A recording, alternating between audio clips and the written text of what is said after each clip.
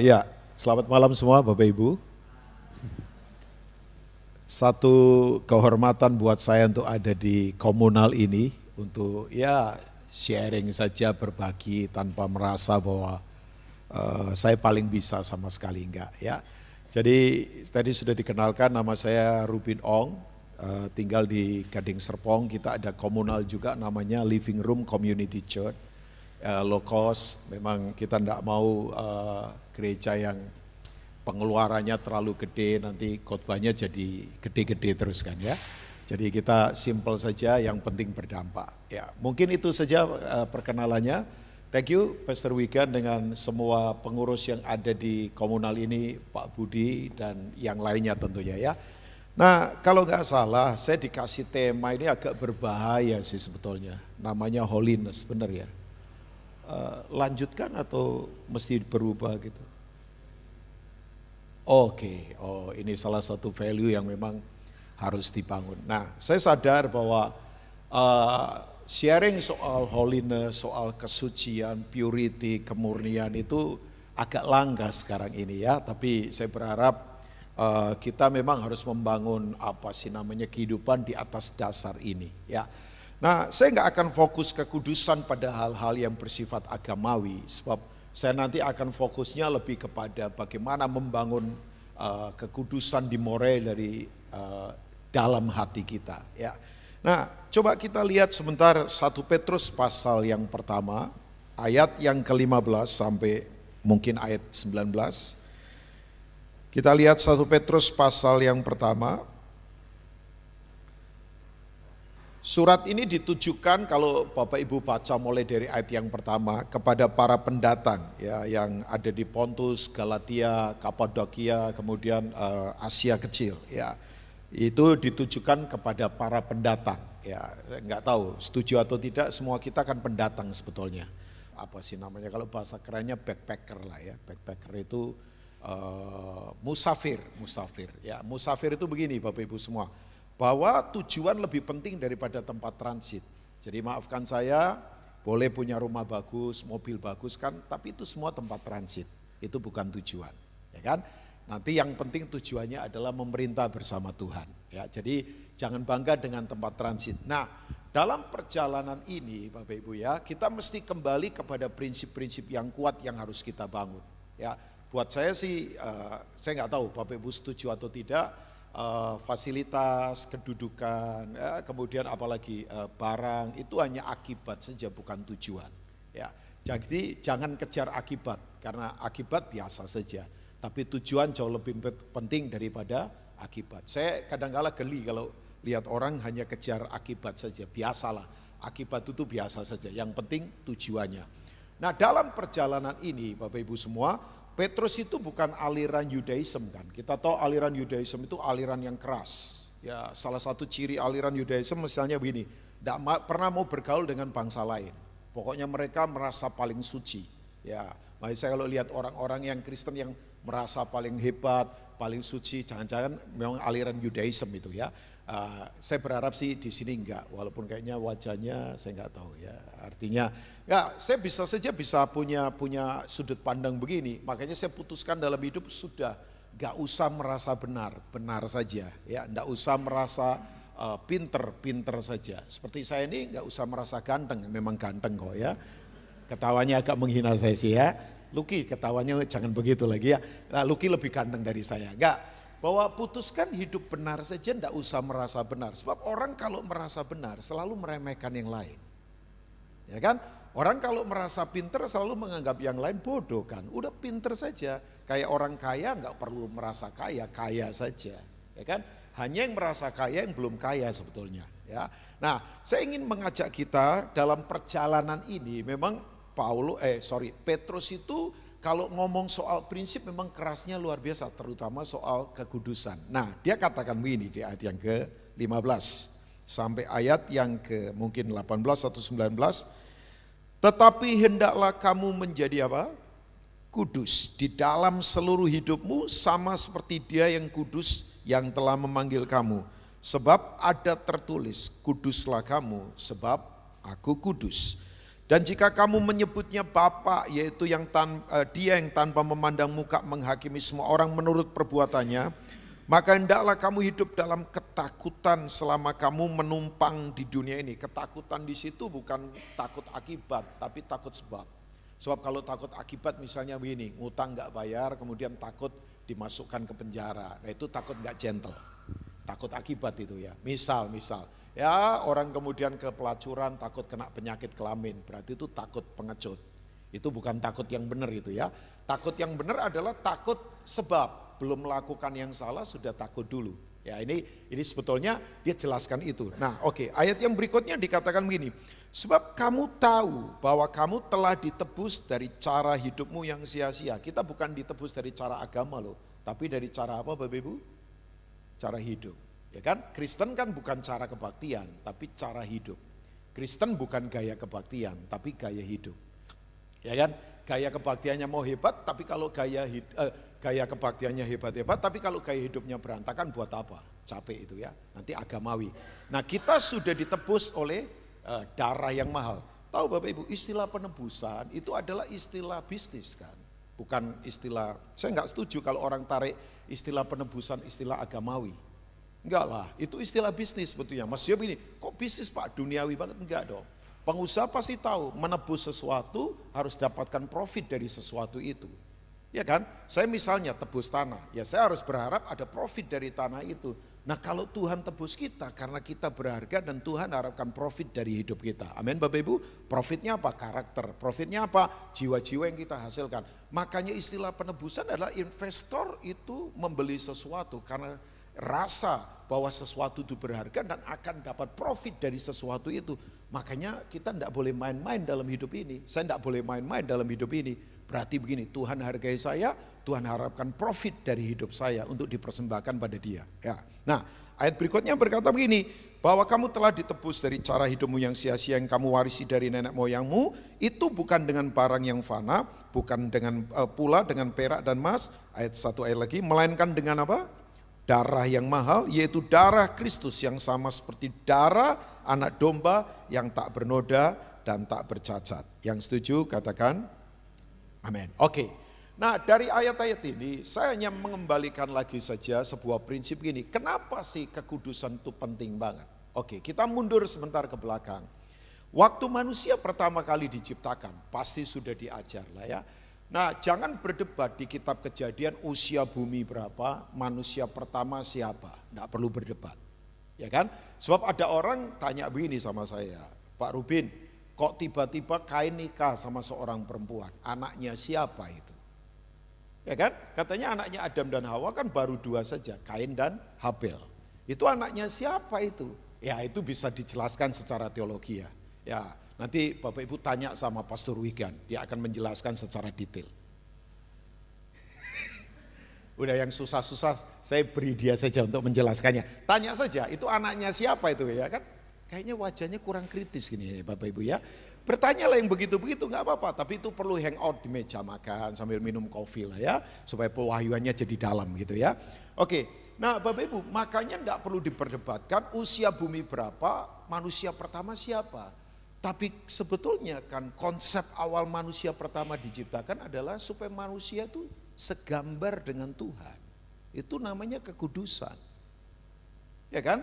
Makanya Tuhan ciptakan kita sepola dan segambar dengan dia. Memakai kata asli namanya selem kan. Ya, selem itu begini, cemerlang, kudus, tidak ada noda sedikit pun. Nah keserupaan dengan Tuhan inilah yang membuat orang jadi berkuasa. Karena waktu kita serupa dengan Tuhan, kita punya otoritas. Namanya radah. Dari sata itu muncul lagi kabas. Take control for the kingdom of God. Nah kuasa itu bukan untuk menaklukkan manusia lainnya. Tapi untuk mengelola bumi. Makanya enggak ada itu orang takluk-taklukan orang lain. Ya makanya betul. Orang kalau, untuk menaklukkan orang lain dalam tanda petik itu hanya lewat satu cara, namanya ministry, melayani. Makanya saudara tidak bisa ngambil hati orang kalau tidak pernah melayani. Nah sayangnya kuasa sekarang korup, pakai uang, kekuasaan, tekan-tekan orang. Makanya orang memberontak. Ya kan? Jadi kembali bahwa keserupaan dengan Kristus membuat kita punya otoritas. Makanya orang Kristen kalau tidak segambar dengan Tuhan ya susah berkuasa. Ya itu tadi kuasanya pakai apa? Duit, pakai kekuasaan manusia, pakai apa? Intimidasi orang, ya kan? Itu kekuasaan yang korup, yang liar sebetulnya. Nah kuasa sesungguhnya adalah dipercayakan karena kita segambar dengan Tuhan. Makanya betul, ada orang ngomong begini sama saya, anak muda, teenager, dia ngomong kadang-kala anak-anak begini memang pemikirannya membuat kita jadi bertanya ulang. Dia berkata begini sama saya, Om Rubin, saya dipanggil Om agak nggak enak juga sih sebetulnya ya. Saya ngomong kalau boleh jangan panggil saya Om lah, nanti Om girang begitu kan nggak enak ya. Panggil saya Pak saja, jangan Om. Memang usianya belasan tahun. Dia berkata begini, iya ya. Orang sekarang kok lebih suka surga tapi nggak suka sama pemiliknya loh. Coba, saya kaget. Itu urat agama saya langsung tegang semua. Coba bayangkan. Sampai saya ngomong sama dia, tadi pagi kamu sarapan apa kok pinter begini? Nggak, sebab dia berkata kan orang suka tempat, suka berkat. Surga kan begitu, tapi belum tentu suka sama Yesus. Padahal tujuan tertinggi kekristenan bukan hanya soal surga, tapi menjadi seperti pemiliknya surga kan. Salah khotbah ini kayaknya ya. Nah misalnya, saya suka rumahnya Wigan, makanan yang di rumahnya Wigan, belum pernah diundang sih. Yang saya dengar bagus sih rumahnya, tapi dia nggak pernah undang saya. Enggak lah, pasti satu kali kita ketemu di rumahnya. Karena kita juga dulu sering ketemunya malah di Australia. Keren sekali kita ya ketemunya di Australia. Nah, saya suka rumahnya Wigan, Pastor Wigan. Saya suka makanannya, tapi saya tidak suka sama Wigan. Kan berarti saya jahat kan. Padahal yang penting adalah serupa dengan Kristusnya. Ya, agama sekarang paling enak ngajarin masuk surga sih. Surga paling enak dijual sih. Ya kan? Bapak ketawanya agak gimana gitu ya. Nah, tapi please coba. Padahal kan kita harus tergambar dengan Kristus, yaitu Shalom tadi. Nah inilah holiness, kekudusan. Kalau ini ada pada kita, automatically kita berkuasa. Tapi berkuasanya bukan untuk menaklukkan manusia lainnya, gak ada. Makanya supaya kamu berkuasa atas binatang, atas ciptaan, atas ikan di laut. Makanya gak ada tuh pemimpin-pemimpin yang menaklukkan manusia lainnya. Negara yang kecil pun begitu dijajah, langsung memberontak. Karena memang konsep awalnya tidak begitu. Nah untuk menaklukkan manusia lainnya, saya tadi sudah katakan, lewat ministry, melayani, kehambaan. Nah kembali bahwa kalau kita tidak serupa dengan Kristus, ya bagaimana kita punya otoritas. Nanti otoritasnya liar. Kan bahasa lain otoritas, Yohanes 1 ayat 12. Semua orang yang menerima Yesus, serupa dengan Kristus akan diberinya apa? Kuasa untuk menjadi anak-anak Allah. Itu kuasa di situ kan pakai kata exousia kan. Ya beda dengan dunamos, Kisah Rasul 1 ayat 8 kan. Itu daya ledak namanya ya. Pasti saudara sudah tahu ini. Nah itu adalah kuasa yang dipinjamkan karena kita sekarakter dengan Tuhan. Makanya kalau tidak segambar dengan Tuhan gak ada kuasa hidup. Dipermainkan keadaan, dipermainkan oleh dunia, dipermainkan oleh uang, dipermainkan oleh apa saja. Perbudakan terjadi terus. Pak Rubin jangan ngomong begitu, Bapak orang pelayanan pasti kudus. Enggak. Kalau saya tidak serupa dengan Kristus, pelayanan sudah jadi apa nih namanya, cara saya untuk memanipulasi apapun dalam kehidupan. Kan paling gampang jualan pelayanan. Makanya tidak semua atas nama pelayanan itu pelayanan. Enggak lah, saya tidak mau dibohongi atas nama pelayanan, cap pelayanan begitu, pelayanan kudus, siapa bilang. Banyak orang rusak di pelayanan. Saya jujur, saya puluhan tahun pelayanan Bapak Ibu, atas anugerah Tuhan. Ya atas anugerah Tuhan. Ya saya bodoh, saya nggak ada apa-apanya. Saya hidup hanya karena anugerah Tuhan. Saya sadar kalau saya tidak segambar dengan Kristus, kekudusan. Sorry ya, kalau mau ngukur kehidupan hanya dari barang, fasilitas, kedudukan, sorry.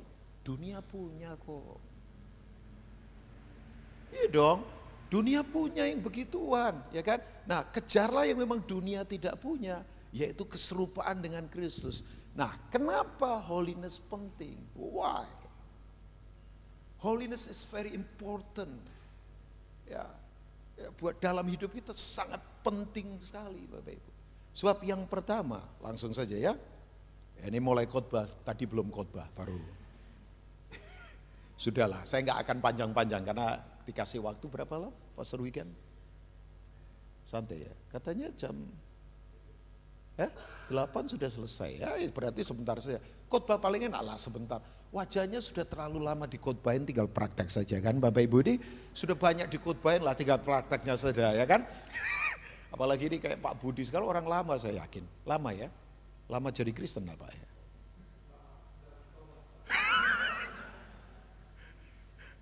Maksudnya sudah pada lama jadi Kristen. Now why? Bahwa holiness is very important, sangat penting sekali kekudusan itu. Sebab yang pertama, kekudusan itu adalah karakter ilahi yang tak terkalahkan.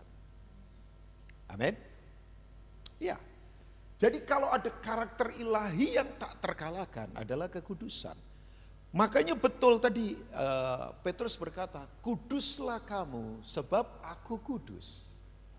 Ya, kuduslah kita sebab Tuhan kudus. Nah, itu kan kata sebab akibat, bahwa kata kedua mengakibatkan kata pertama terjadi. Kuduslah kamu sebab aku kudus. Jadi kata kedua mengakibatkan kata pertama terjadi. Karena Tuhan kudus, ya kita harusnya kudus. Ya kan? Seperti begini, gelas pecah karena jatuh. Karena jatuh gelas pecah, bukan karena pecah gelas jatuh. Gelas pecah karena jatuhlah gelas pecah.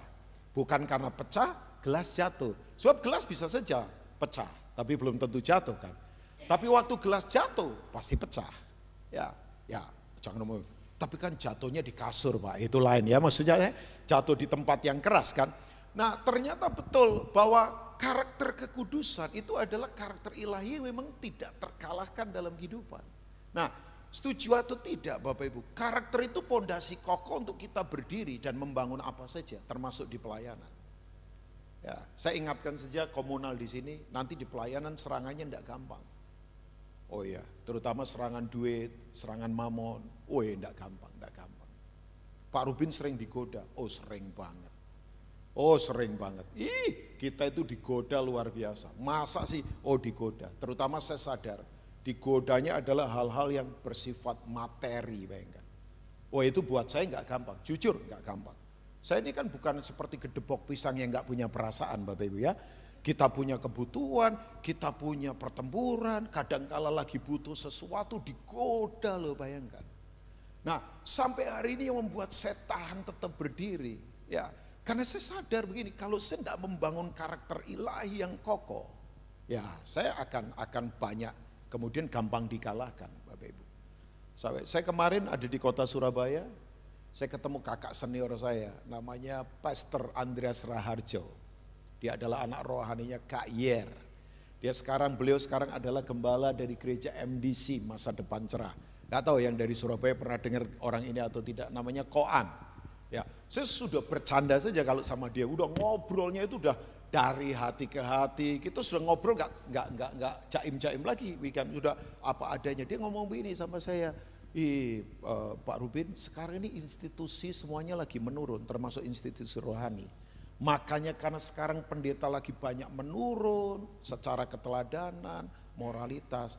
Pendeta-pendeta sekarang coba naikkan dirinya pakai cara sensasi. Mainan semuanya di permukaan loh, bayangkan.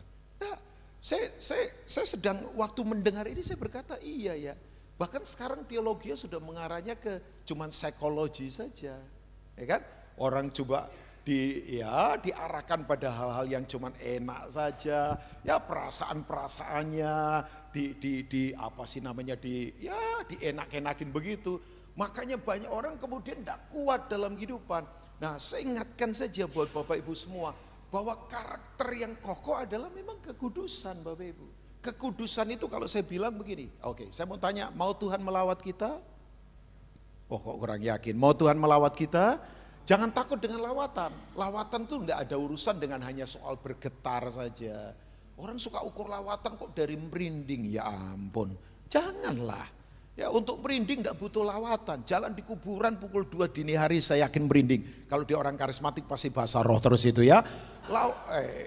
lawatan jangan ukurannya merinding lagi. Orang berkata, ih aku merinding ya dilawat Tuhan. Enggak ada urusan. Ya merinding boleh tapi berubah enggak? Banyak orang sekarang merinding tapi enggak berubah. Yang lagi pacaran kalau merinding-merinding ketemu pacarnya, itu bukan lawatan, itu nafsu yang perlu ditengking. Suami istri yang enggak merinding lagi, butuh dilawat Tuhan.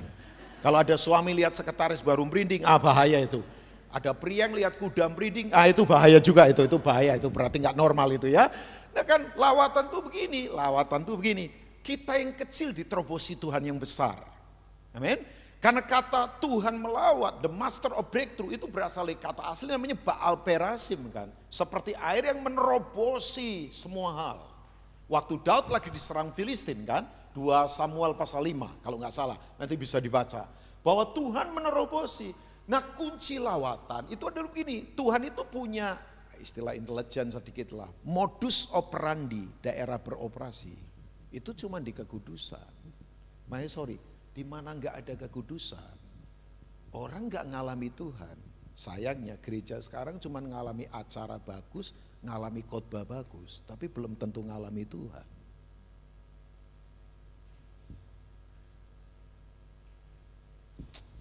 Ya, kalau cuma ngalami acara bagus sih, ya bikin gereja saja yang fasilitasnya hebat. Tapi kan orang sekarang digiring ke sana semua. Pertanyaan saya, ngalami Tuhan nggak? Tanda orang ngalami Tuhan, karakternya berubah. Sorry ya, ngalami kebaktian tapi tetap kasar. Ngalami kebaktian tapi tetap licik. Ngalami kebaktian tetap tipu sana tipu sini. Ya nggak ngalami Tuhan.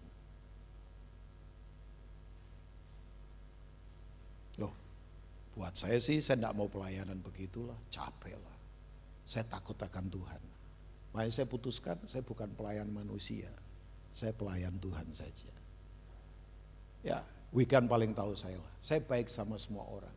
Tapi soal kebenaran, saya tidak akan kompromikan cengangas-cengangas yang enggak jelas. Kemudian coba kompromi enggak. Sebab saya tahu begini Bapak Ibu, kalau enggak ngalami Tuhan, hidup tidak akan pernah berubah, percayalah. Dan modus operandi Tuhan bekerja, itu hanya ada dalam kekudusan, holiness. Ya, makanya kekudusan itu definisi saya adalah begini, respect yang hormat pada Tuhan begitu tinggi, walaupun orang nggak lihat. Saya ulangi, respect yang hormat sama Tuhan begitu dalam dan tinggi, walaupun orang nggak lihat. Karena itu inside, bukan di luar. Ya, kekudusan bukan sebuah low profile di luar kan. Sebab saya sadar begini, kekudusan itu mulainya dari dalam. Dan itu bukan pekerjaan kita. Saya tidak mungkin dengan kekuatan saya kudus.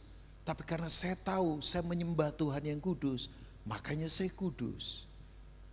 Oh iya. Ya coba orang kayak kita bayangkan, kita kan punya banyak keliaran yang gak jelas kan. Oh termasuk saya punya weakness bayangkan. Makanya betul kalau mau jatuhkan pendeta gampang, sanjung terus dia yang tinggi. Kasih fasilitas yang terhebat, jatuh pasti. Ya, makanya saudara jangan perlakukan pendeta dengan cara-cara begitu, jangan. Karena saya tahu begini, semua kita punya weakness, semua kita punya keliaran, semua kita punya kekurangan dalam kehidupan. Makanya kalau kita tidak sungguh-sungguh membangun kembali kepada apa yang ada di dalam kita, holiness yang kuat, rasa hormat yang tinggi, di mana kita punya takut akan Tuhan. Orang lain gak lihat tapi kita tetap sadar bahwa Tuhan layak dihormati. Nah coba kita lihat Yesaya pasal yang ke-6. Saudara, kata kekudusan dan kemuliaan, lawatan itu tidak pernah bisa dipisahkan kan. Yesaya pasal 6 kan kita lihat.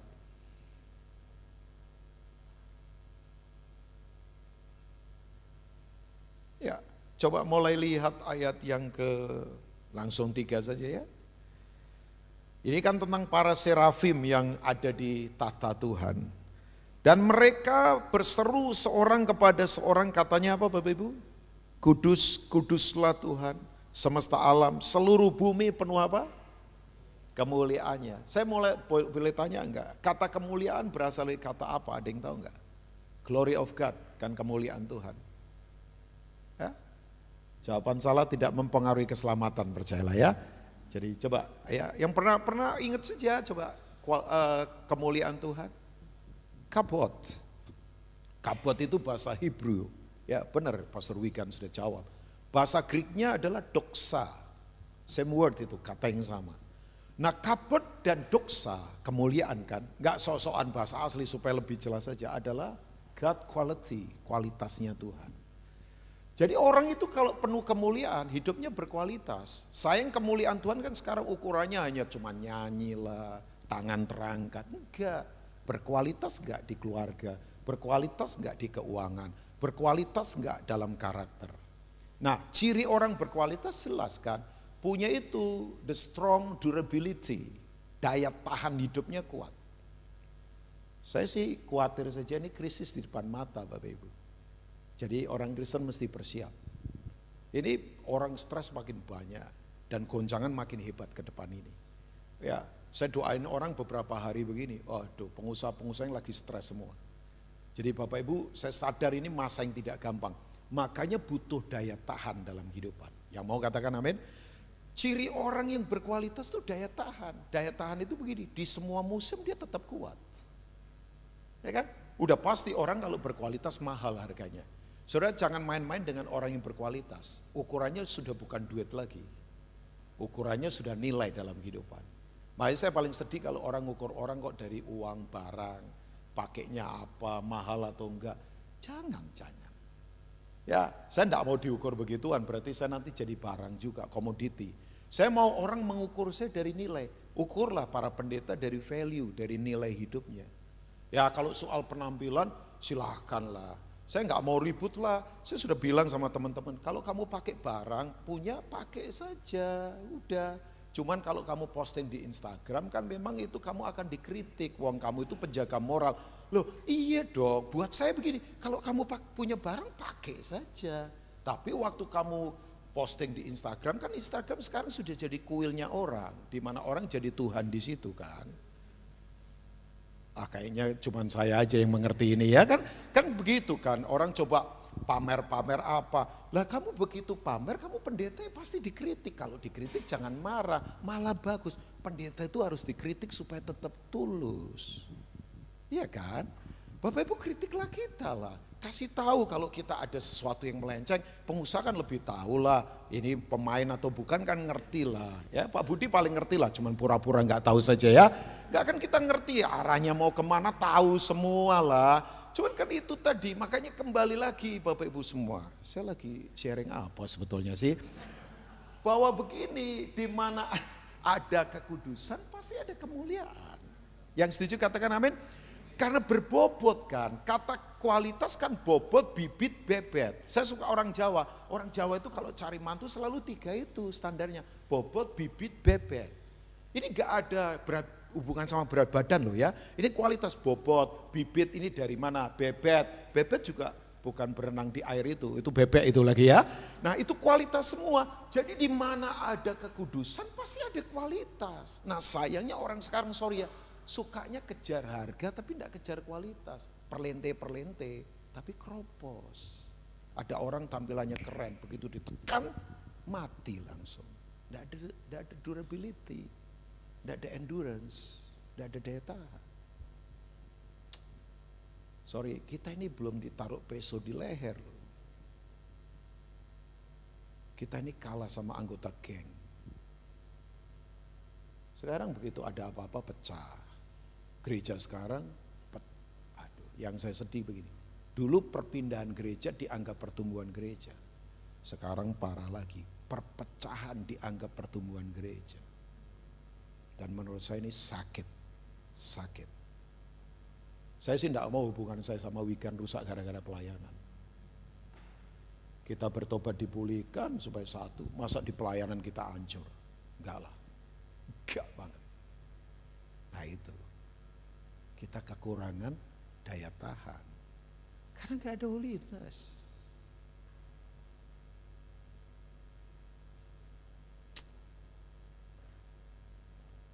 Gak enak angkat tangan di gereja, tapi di luar tangannya jorok. Sorry ya, banyak orang sadar Tuhan sekarang di kebaktian, tapi tidak sadar Tuhan di kehidupan. Ya, nah kemudian kan kita tahu ayat berikutnya. Saya masuk ke yang kedua sebentar ini ya. Maka bergoyanglah alas ambang pintu disebabkan suara orang yang berseru, dan rumah itu pun penuhlah dengan asap. Lalu kataku, celakalah aku binasa sebab aku ini seorang najis bibir. Aku tinggal di tengah-tengah bangsa yang najis bibir. Namun mataku telah melihat sang raja, yaitu Tuhan semesta alam. Ya, nah sayangnya banyak orang fokusnya hanya goyang tempatnya, manifestasi kan. Orang sekarang kan suka lawatan. Wah pokoknya goyang-goyang semuanya senang ya. Ibadah goyang lah, apa goyang. Bukan hanya itu. Tujuannya adalah begini. Orang kalau dalam kesadaran, karakternya terbangun. Oh aku ini najis ya ternyata. Aku butuh Tuhan. Makanya betul, kekudusan karakter ilahi yang tak terkalahkan. Jadi begini Bapak Ibu. Kalau ada dari Bapak Ibu yang pengen sukses, Tuhan lebih pengen. Kalau ada dari Bapak Ibu yang pengen bepergian ke luar negeri, Tuhan juga ingin kok. Kalau ada misalnya yang kurus pengen gemuk, Tuhan juga ingin. Ada yang gemuk pengen kurus, Tuhan juga ingin. Ada yang tinggi, kalau pengen pendek enggak mungkin lah ya. Kalau ada yang pendek pengen tinggi, Tuhan juga ingin. Tapi di atas semuanya Tuhan mau kita hidup dalam kekudusan. Sebab yang kedua adalah ini dia. Kekudusan sekali lagi itu karakter ilahi yang tak terkalahkan. Dalam pertempuran seperti sekarang ini gak usah takut. Di mana ada kekudusan, ada kekuatan Tuhan yang tak terkalahkan. Tapi yang kedua, kekudusan itu memang hal yang sakral, yang tidak bisa kita main-mainkan. Yang kedua, saya bilang begini tidak agamawi ya Bapak Ibu. Saya nggak suka jadi Kristen yang agamawi, yang cuman permukaan-permukaan. Tapi saya harus kembalikan lagi bahwa kekudusan itu hal sakral, yang memang kita tidak bisa main-mainkan dalam kehidupan. Oh ya. Saya waktu baca Alkitab, tiba-tiba ada ketakutan kudus yang muncul dari dalam saya. Saya itu kadang-kadang kalau baca Alkitab Bapak Ibu, bisa ketawa sendiri, bisa nangis sendiri. Sebab di Alkitab itu aneh kan. Teman saya lebih hebat lagi, kalau baca Alkitab, Alkitabnya bisa terlempar ke atas. Alkitab yang buku loh, kalau iPad ya pecah terus nanti ya. Karena dia seperti terpukul. Di Alkitab itu Bapak Ibu tahu. Karena begini, yang kelihatannya penjahat ternyata lakon. Yang kelihatannya lakon ternyata penjahatnya. Yang kelihatannya masuk surga karena agamawi ternyata enggak selamat. Yang kelihatannya masuk neraka, preman, debt collector, pelacur, disentuh kasih karunia berbalik masuk surga. Ya coba, yang kelihatannya baik-baik ternyata penjahatnya. Yang kelihatannya jahat ternyata malah enggak coba. Makanya Ronald Carlyle penulis buku berkata begini, kerajaan Allah itu disebut dengan upside down the kingdom. Itu kerajaan yang upside down katanya. Ya, baca buku tentang kerajaan itu, upside down the kingdom. Itu buku bagus, Ronald Carlyle tulis tahun 83. Saya baca buku itu 3-4 kali. Dan up to date sampai hari ini. Sudah diterjemahkan oleh Kalam Hidup. Jadi upside down the kingdom, tahu gak? Terjemahan Indonesianya keren banget. Bahasa Indonesia itu keren loh. Panjang begitu diterjemahkan cuma satu kata, sungsang. Terbalik kan? Gak terbalik, karena kepemimpinan terbalik. Dunia kepemimpinannya di atas, kerajaan Allah kepemimpinannya di bawah. Makanya kalau gak turun ke bawah, ya susah jadi pemimpin. Sudah, coba. Wow, kerajaan Allah itu kerajaan yang begini, bukan mengambil tapi memberi. Kerajaan Allah adalah kerajaan yang memang terbalik dari dunia ini. Ya Bapak Ibu. Nah waktu saya baca Alkitab saya tiba-tiba ketakutan. Ketakutannya itu begini Bapak Ibu. Ini dia. Ada hal remeh untuk kebaikan. Tapi ternyata melanggar kekudusan. Misal. Ya coba renungkan baik-baik Bapak Ibu yang suka baca. Musa itu dosanya apa sih gak bisa masuk tanah perjanjian? Yang pernah ke Israel tahu ya. Musa itu sudah ada di itu, Nebo Mountain kan, itu kan border Jordan dengan Israel. Sudah tinggal lempar batu itu masuk Kanaan itu, sudah di situ. Puluhan tahun memimpin Israel, perjuangannya nggak gampang. Lah tinggal, ya ampun, tinggal berapa langkah lagi sih kalau ini pakai bahasa kiasan, masuk. Tahu Bapak Ibu, dia nggak bisa masuk tanah perjanjian gara-gara apa? Kelihatannya remeh. Kan orang Israel kekurangan air kan, dimarah, bilangan 20 kan. Nah waktu kemudian kekurangan air, Musa ngomong begini, Tuhan mereka ngomel lagi nih. Nah Tuhan bicara begini sama Musa, kamu berfirman pada bukit batu. Berfirman. Tapi yang Musa lakukan, ini orang punya kebiasaan, tradisi lah. Karena dia punya tongkat, apa-apa biasa dipukul kan. Itu kan dosa kebiasaan itu ya. Ya laut dipukul, tanah dipukul jadi ular, semuanya dipukul. Waktu kemudian dia pukul bukit batu, air keluar gak Bapak Ibu? Oh keluar banyak. Diomongin saja takut, apalagi dipukul, wah lebih takut lagi kan. Itu air keluar banyak, rakyat bersuka cita. Nah itu tadi, orang sekarang kan suka nyenengin orang, tapi tidak nyenengin Tuhan.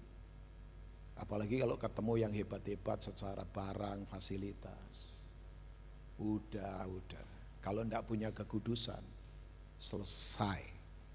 Maafkan saya, puluhan tahun saya pelayanan, godaan begini tidak gampang saya hadapi. Ya, makanya yang bisa membuat saya tetap bertahan sampai hari ini, saya sadar. Tuhan backup saya sangat luar biasa. Cik Melan, saya kenal udah lama, anak-anaknya dulu saya latih, ya mereka sekarang udah berkeluarga semua.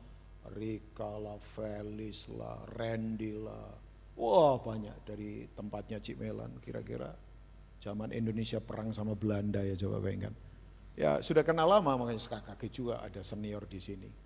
Nah Bapak Ibu tahu, begitu kemudian rakyat tepuk tangan, tertawa, tahu nggak Bapak Ibu? Di atas ada yang menitikan air mata. Tuhan ngomong begini, Musa, kamu langgar kekudusanku. Saya kaget dengan kata itu. Gak korupsi, gak zina loh, gak selingkuh. Tuhan ngomong begini, kamu gak masuk tanah perjanjian. Coba. Musa saja begitu, apalagi saya. Coba. Israel yang asli saja dipotong. Maafkan saya, kita ini cangkokan. Yang asli saja dipotong. Apalagi yang cangkokan sombong. Waduh. Itu bukan hanya dipotong, dibakar seakar-akarnya. Gak, saya sadar begini Bapak Ibu. Oh iya. Tahu Bapak Ibu? Uza. Tahu ya Uza? Anaknya siapa Bapak Ibu? Pendeta Abinadab dari Kiryat Yearim. 80 tahun tabut Allah. Biasa di rumahnya. Makanya hati-hati Bapak Ibu. Kita ini gak biasa menyembah sampai kehilangan respek sama Tuhan. Makanya saya khawatir sekarang orang sekarang menyembah pola penyembahan, tapi tidak menyembah keintiman dengan Tuhan. Yang disembahnya biasa saja pola penyembahan. Usa itu 80 tahun di Kiryat Yearim, tabut Allah biasa. Dia biasa seliweran di situ. Begitu dibawa ke kota Daud, sayang sih Daud membawanya salah Pak Budi. Pakai cara Filistin, yaitu begini, kereta dan kuda baru. Makanya sorry ya Bapak Ibu, jangan sistemkan hadirat Tuhan dengan fasilitas. Tuhan mau hadirat Tuhan itu dibawa kita. Sekarang hadirat Tuhan disistemkan sih. Kita pikir dengan musik bagus, ruangan bagus, kemudian Tuhan disenangkan. Yang penting orangnya bener enggak? Oh ya. Fasilitas nggak apa-apa, itu hanya alat saja kan Bapak Ibu. Tapi coba bayangkan, begitu kemudian tergelincir kudanya, reflekskan Uza, takut pecah itu tabut Allah, dia pegang tabut Allah. Yang terjadi apa? Mati, terbakar itu, jadi kayak stick loh, coba bayangkan. Saya nggak tahu kematangannya well done atau enggak. Sebab mati, bayangkan, langsung mati, duar begitu. Yang berikutnya lagi, coba, saya waktu membaca ini, saya ketakutannya luar biasa. Takut dari dalam, benar-benar bukan takut apa. Saya enggak suka takut agamawi. Makanya kalau ada orang khotbah mengintimidasi, saya paling enggak takut. Enggak, ngapain lagi, takut-takutin orang. Misalnya orang ngajar air zaman sekarang, lah orang kok ngajar air zaman gak ada sukacita. Sorry Bapak Ibu, jangan dengar air zaman dengan ketakutan. Air zaman itu mengembirakan. masih cinta dunia ini kayaknya ya. Nggak, akhir zaman itu menggembirakan kan, karena kita ketemu kekasih kita. Yang setuju katakan amin. Udah kok akhir zaman kok nakut-nakutin, janganlah. Kita nih kalau dengar akhir zaman malah seneng loh. Saya tuh malah seneng, udah cepet Yesus datang saja. Penderitaan lewat semua, bukan fatalistik loh saya. Tapi kan kita mau mempertahankan apa? Di dunia ini capek Bapak Ibu. Capek. Ya, mau makan saja capek kok. Kadang-kadang ada teman saya makan terlalu banyak sampai capek loh. Saya ngomong, kamu itu makan saja capek loh, coba bayangkan. Ya, dunia ini kan kita mau mempertahankan apa? Tapi bukan kemudian fatalistik. Oh, udah menyerah sama takdir. Bukan, saya tetap akan bekerja buat Tuhan. Tapi kan begini Bapak Ibu, kembali lagi. Itu siapa? Anania Safira, bayangkan. Nipu pakai uangnya sendiri. Uangnya sendiri loh. Kan dia jual segini, ditahan separuh. Ditanya sama Petrus, segini yang kamu jual. Iya Pak, padahal tahan separuh. Kamu dustai Roh Kudus, mati. Bayangkan.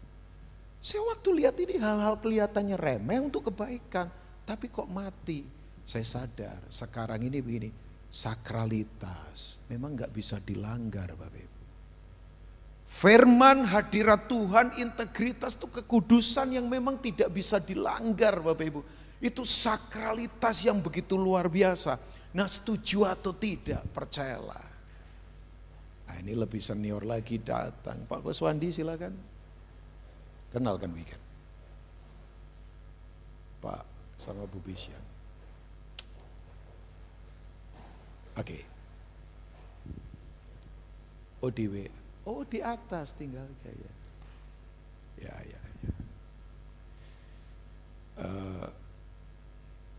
Diam karena lihat Pak Kuswandi kaget saja ada di sini ya. Dia senior sekali. Oke. Nah, kembali lagi Bapak Ibu bahwa yang namanya sakralitas itu memang nggak bisa kita langgar Bapak Ibu. Ya, kekudusan itu sakralitas yang tidak bisa dilanggar. Percaya nggak Tuhan kita kudus? Amin. Amin Bapak Ibu. Makanya betul, kalau dia diam di dalam kita, itu kekuatan yang memang luar biasa. Makanya saya tutup dengan yang ketiga. Jadi yang pertama, karakter ilahi yang tak terkalahkan di tengah pertempuran seperti apapun. Yang kedua, sakralitas yang tidak bisa dimain-mainkan dalam kehidupan. Ya, Bapak Ibu jangan khawatir. Makanya betul, orang kalau hidup dalam kekudusan, lain memang. Ya, saya tuh kalau lihat orang hidup dalam kekudusan, karakter berbeda. Saya bilang kekudusan di sini adalah kekudusan yang lahir dari dalam ya. Ya terserah, bolehlah pakai baju putih misalnya. Maaf yang pakai baju putih ya Pak ya. Nah kan ya sebab ada orang berprinsip baju putih itu adalah suci kan. Tapi kan bukan soal itunya, bukan permukaannya, tapi yang di kedalaman yang penting. Sebab itu sakral banget, sakralitas. Saudara menghormati sakralitas Tuhan? Sakralitas itu pentingnya luar biasa. Sayang orang sekarang sudah remehkan yang sakral. Penghormatan sama Tuhan sekarang menurunnya luar biasa. Saya nggak mau, ya. Saya mau tetap hidup sakral di hadapan Tuhan. Makanya saya suka ngomong sama anak muda, bilang saja sama mereka, pakaian boleh modern, fasilitas boleh modern, tapi hatimu harus tetap terjaga sama Tuhan. Sebab itu tidak bisa dilanggar. Kapan prinsip dilanggar? Semuanya berantakan Bapak Ibu. Oh iya, sekarang sarangan keluarga mengerikan Bapak Ibu. Oh iya, kalau agama Kristen diserang, izin gak boleh, sudah biasalah kita. Saya tadi duduk sama satu pengusaha teman baik saya. Kantornya bagus banget, ribuan meter kantornya di Sudirman. Lama gak ketemu ngobrol saja. Dia ngomong begini, kita di Indonesia biasa ya Pak Rubin ya, ngadepin apa saja. Oh iyalah. Apalagi kalau cuman izin gereja disusahin, biasalah. Tapi sekarang yang lagi diserang Bapak Ibu misalnya, gender lagi diserang. Ya, ada anak yang hari ini lahir laki, nanti sekian tahun lagi dunia bisa ngomong dia perempuan loh. Gender lagi diserang loh Bapak Ibu.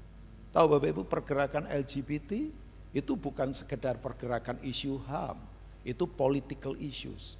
Pendiri LGBT namanya Masha Gessen. Orang Yahudi yang kepahitan perempuan, yang punya istri 3. Jadi dia perempuan punya istri 3. Bayangkan. Namanya Masha Gessen.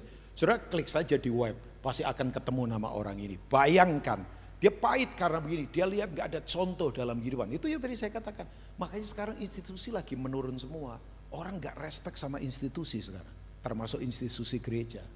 Makanya orang sekarang cari sensasi semua. Nah saya berharap komunal ini yuk kembalikan lagi bahwa Tuhan itu sakral. Firman itu sakral, hadirat Tuhan itu sakral, integritas itu sakral. Amin Bapak Ibu. Sudah, kalau ini tidak ada, ya bagaimana kita bisa kuat? Ya coba, tahu Mas Gesen ngomong begini, kami ini sebetulnya mendirikan LGBT, bukan sekedar hanya biasa isu HAM, ya kan? Tapi sebetulnya kita lagi menyerang keluarga karena mereka ngomong begini, kami mau keluarga itu terhapus dari dunia. Sebab keluarga dianggap kaki tangannya Alkitab yang menghalangi kebebasan daging. Sebab keluarga itu talking about covenant, itu kan Trinitarian yang sekarang lagi diserangkan. Tritunggal lagi diserang, Allah Bapa, Allah Anak, dan Allah Roh Kudus, gambaran dari keluarga. Nah mereka ngomong begini, keluarga harus dihapus dari bumi, sebab keluarga itu menghalangi kebebasan. Sebab kalau orang sudah berkeluarga, tidak boleh selingkuh, tidak boleh free sex sama yang lain. Jadi ini menghalangi kebebasan kita. Bayangkan anak-anak kita disiapkan Bapak Ibu. Bapak Ibu yang ada di luar pasti tahulah. Sekarang bayangkan sudah ada 3 jenis kelamin kan. Ya, padahal setahu saya Adam diciptakan untuk Hawa. Adam bukan untuk Edwin. Hawa diciptakan untuk Adam. Hawa bukan untuk Susi. Maafkan yang punya nama Susi di sini ya. Tapi begini, lagi diserang. Yuk berani nggak tetap tegakkan sakralitas? Oh diserang loh di luar sana. Makanya sekarang banyak gereja kompromi kan. Prinsip-prinsip begini tidak berani diberitakan. Demi menjaga supaya orang tetap datang ramai. Kan, saya challenge kan.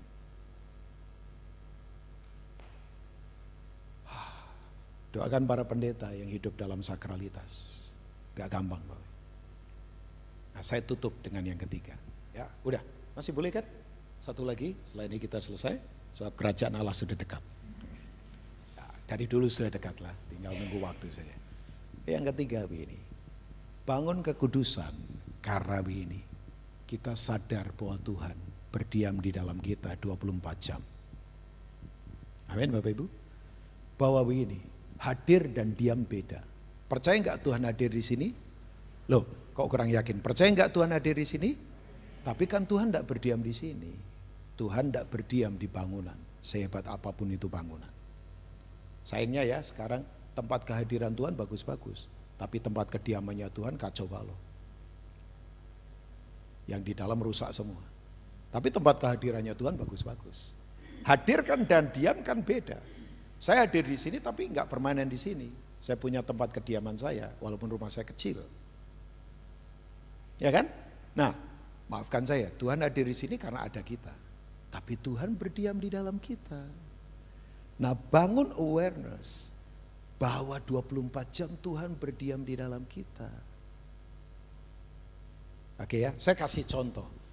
Memang begini Bapak Ibu, penyembahan agama itu adalah penyembahan yang selalu harus menyodorkan liturgi, sakramen, lambang. Sementara kerajaan Allah itu menyodorkan penyembahan Tuhan yang tidak kelihatan. Tapi orang kan gak asik kalau gak ada yang dilihat. Ya kan? Makanya perlu itu sakramen, gambar, liturgi.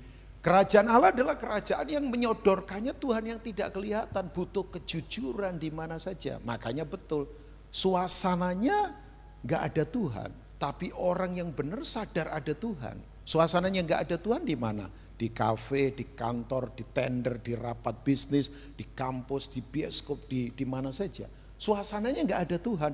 Tapi orang yang punya kesadaran yang kuat ada Tuhan, sadar ada Tuhan. Sementara maafkan saya, suasananya dibuat sadar ada Tuhan di kebaktian. Tapi hidupnya enggak sadar ada Tuhan. Berarti agamanya agama acara, agama hari Minggu, agama kebaktian, agama nyanyi, agama dengar khotbah. Tapi di 24 jam kita enggak kuat. Ya, saya kembali mengingatkan kita semua termasuk buat saya ini Bapak Ibu. Yuk sadari Tuhan bersama kita. Ya, pembicara kayak kita, kayak Pastor Wigan, jujur ini contoh saja, mungkin gak mencontohkan gak apa-apa. Saya tuh kalau diundang ke Surabaya misalnya ya, seminggu ini di Surabaya, tapi atas kesepakatan bersama istri, dan istri biasanya ikut. Seminggu lama itu, kalau gak sepakat saya gak mau. Saya ngomong sayang, kamu mau nggak saya pelayan di Surabaya seminggu? Oh iya dong saya, nggak apa-apa, saya ikutlah. Ya, kadang-kadang dia tidak ikut juga, tapi tiap hari kita call, telepon dan sebagainya. Atas kesepakatan istri saya tentunya saya pelayanan ya. Nah Bapak Ibu contoh saja. Wih godaannya luar biasa. Begitu diundang saya nggak tahu Pastor Wigan. Itu kita itu sama yang undang, itu beda-beda. Bayangkan, kadang-kala yang beda-beda itu sering nawarin saya begini, tiket loh. Pak Ruben tiketnya berapa? Dan mereka semua mau ganti tiket pesawat saya. Coba. Itu 5 tempat misalnya, lumayan loh itu Ana. 5 tempat itu ganti tiket semua. Woi, dan sepertinya gak salah mereka undang memang masing-masing awalnya. Tapi saya enggak, saya ngomong begini sama yang undang yang awal. Pak, ini saya sudah diganti tiket sama Bapak. Cuman saya ada pelayanan di beberapa tempat. Dan mereka tawarin tiket. Saya ngomong sama yang undang-undang yang lain. Ibu, Bapak enggak usah, tiket saya sudah di cover. Tapi saya sadar Bapak Ibu semua, bahwa untuk saya membangun kejujuran begini bukan sekali lagi gelar saya pendeta, enggak. Enggak ada urusan dengan itu.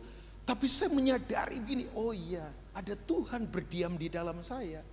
Makanya ya sekali lagi, bahwa penyembahan kita jangan lagi penyembahan yang gaya agamawi. Orang Israel ditawan di Mesir 420 tahun, terlalu lama banget. Nah Mesir itu adalah agama yang menyodorkan semuanya materialisme kan. Harus ada patung, harus ada lambang. Makanya betul, begitu Musa naik ke atas gunung Sinai, Tuhan tulis surat cinta 10 dasatita kan. Begitu dia turun, dia nggak turun-turun kan lama. Orang Israel ngomong begini sama Harun. Harun tuh mendesak, memang politik pakai masa itu dari dulu Pak ternyata ya. Harun buatkan kami patung, supaya ada Tuhan yang kelihatan. Gak asik kalau Tuhan gak kelihatan, mesti bentuknya materialisme. Harun didesak takut mati. Memang politik masa paling enak kan. Desakan semua yang dia inginkan, kalau enggak terpenuhi, bisa korbankan orang. Harun ketakutan, bikin lembu emas disembah. Tahu Bapak Ibu, memang penyembahan agama adalah penyembahan materialisme. Saya takut sekarang ini kan orang, kamu menyembah Tuhan supaya kaya, kamu menyembah Tuhan supaya diberkati, kamu menyembah Tuhan supaya sukses. Jadi penyembahan Mesir dan Babel masih ada sampai sekarang. Jadi sorry ya, kalau penyembahan masih bentuknya begitu, nggak ada bedanya sama Mesir dan Babel. Karena harus pakai lambang, materialisme. Makanya begitu Musa turun, saya mau tanya, hukum pertama premlonya adalah apa? Jangan ada ilah lain. Tahu Bapak Ibu? Justru hukum pertama yang langsung dilanggar. Padahal belum dikasihkan itu. Langsung dilanggar. Nah, please mari begini, yuk bangun kesadaran. 24 jam Tuhan selalu bersama kita. Amin. Makanya kalau suami istri ini punya ini, lain dalam kehidupan. Saya tutup Bapak Ibu, kembali lagi. Kejar kekudusan menjadi pilar yang kuat dalam semua aspek kehidupan. Di tengah pertemuan seperti sekarang ini, gak usah takut. Asal Tuhan bersama kita. Kita cakap dan kita mampu menanggung segala hal. Jadi saya challenge hari ini, yuk kembali kepada kekudusan yang sakral, yang kuat. Tuhan memberkati. God bless you all.